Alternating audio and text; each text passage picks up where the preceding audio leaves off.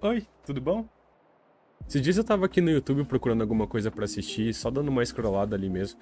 Eu me deparei com um vídeo muito interessante de uma menina que ela falava bastante sobre essa questão do nosso processo de santificação e quão difícil que é pra gente se posicionar nos dias atuais, né? E eu comecei a ser bastante ministrado pelo Espírito Santo durante aquele vídeo e eu senti no meu coração de compartilhar algumas coisas que ele já vinha falando comigo há um tempo. Quero ler contigo lá em 1 Pedro, no verso 9 do capítulo 2, que fala o seguinte: Vocês, porém, são geração eleita, sacerdócio real, nação santa, povo exclusivo de Deus, para anunciar as grandezas daquele que os chamou das trevas para a sua maravilhosa luz. Se você, assim como eu, nasceu dentro de um lar cristão, cresceu dentro da igreja, cresceu sendo ministrado pela palavra, você deve ter escutado diversas vezes, assim como eu escutei, que Deus ele quer usar a nossa geração, que ele quer fazer algo diferente na nossa geração. E, cara, realmente, Deus quer nos usar, ele tá cada vez com mais pressa disso, porque quanto mais o tempo passa, a gente mais vê os sinais que Jesus tá voltando. E, cara, a gente vive num cenário hoje em dia, a gente vive num mundo que nos rouba cada vez mais cedo e cada vez mais atrativo. A gente vive num cenário que o pecado tá cada vez mais normalizado, de mais fácil acesso, que a gente pode fazer o que quiser,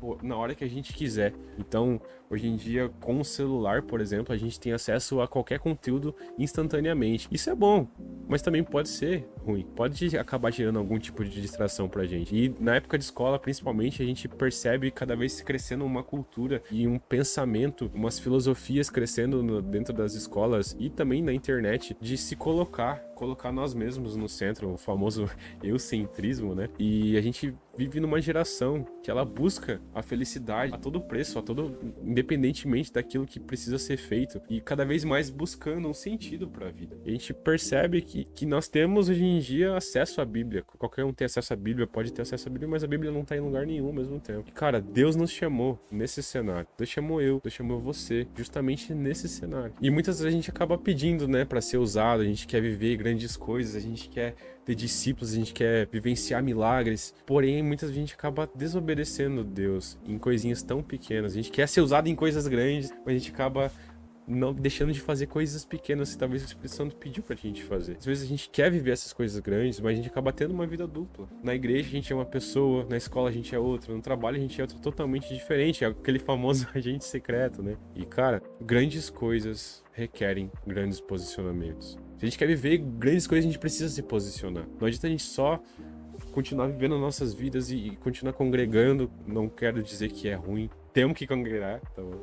Então essa é uma coisa que o próprio Jesus falou pra gente. Mas a gente acaba vivendo muitas vezes no automático e não se posiciona em momentos que a gente deveria se posicionar. A gente jamais vai viver o grande que Deus tem pra nós se a gente não tiver um posicionamento firme. Em Mateus 10, no verso 32, fala o seguinte: Portanto, qualquer que me confessar diante dos homens, eu confessarei diante do meu Pai. Mas qualquer um que me negar diante dos homens, eu negarei também diante de meu Pai. Geração eleita. Lá no verso 9 ele falava isso, né? Geração eleita, o povo exclusivo de Deus. Geração eleita é um povo exclusivo. A geração eleita, ela anda à contramão do mundo. É uma geração que vive em santidade. Geração eleita anuncia a grandeza daquele que o chamou das trevas para sua maravilhosa luz. Cara, a gente foi chamado para ser a imagem dele aqui na Terra. Então, para isso a gente precisa se manter limpo, a luz é limpa. No livro de Daniel, é um livro que eu gosto bastante, que ele é um livro que ele conta a vida de Daniel. O próprio Daniel narra esse livro. Para você que não tá bem familiarizado, ele foi um grande homem de Deus e ele foi levado lá para a terra da Babilônia muito cedo. Então, com 15 anos ele já foi para lá, que tinha uma cultura na época que o rei chamava alguns jovens para estar lá servindo no palácio, e esses caras eles eram muito importantes e muito instruídos ali, muito usados dentro do reino da Babilônia, e eles eram escolhidos, eles eram ensinados o idioma local, a cultura, e eles recebiam das mesmas coisas que o rei recebia para comer e para beber. Porém, Daniel, ele acaba se posicionando diferente. Mesmo tendo acesso a essas coisas, ele decidiu se posicionar diferente. Ele e os amigos dele falaram: ó, não, a gente não quer essas coisas, a gente não quer a comida do rei, dá legume pra gente e água. E ele se posiciona desse jeito diferente. Isso fala lá em Daniel, capítulo 1 inteiro, ele fala sobre isso. Não vou ler aqui porque senão vai ficar muito comprido, mas na história ali a gente acaba vendo exatamente esse posicionamento deles aqui já no começo, e lá na frente também eles se posicionam muito firmemente ao lado de Deus. E ele e os três amigos, eles, depois desse posicionamento que eles tiveram de decidir não receber das mesmas coisas que o rei, garantiram: não, ó gente, ó, eu garanto daqui 10 dias eu vou estar melhor que todo mundo aí. A gente vai estar bem mais saudável e mais forte que os outros. E realmente isso aconteceu. Eles se mantiveram fortes, saudáveis e principalmente eles permaneceram firmes na fé deles e nos valores que eles tinham. Hoje em dia a gente vive num mundo que nos bombardeia o tempo inteiro com ideias, com costumes, com filosofias de vida e com diversos comportamentos que acabam nos afastando de Deus. E assim como o Daniel, a gente deveria decidir nos mantermos limpos também. O que mais a gente tem que fazer é vigiar. A palavra nos diz isso, que o diabo ele anda ao nosso derredor, só procurando uma brechinha para nos atacar. Nós constantemente vivemos numa batalha, estamos o tempo inteiro guerreando. A gente precisa fortalecer o nosso espírito. E daí surge uma pergunta, como é que a gente faz isso? Através do jejum, da oração, da leitura da palavra. Quando a gente pensa sobre isso, a gente já imagina, meu Deus, agora eu vou ter que ler 10 livros da Bíblia por dia, vou ter que estar jejuando 10 horas, orando 2. Mas não, cara, isso não é assim que funciona. As coisas têm que começar aos pouquinhos. Então,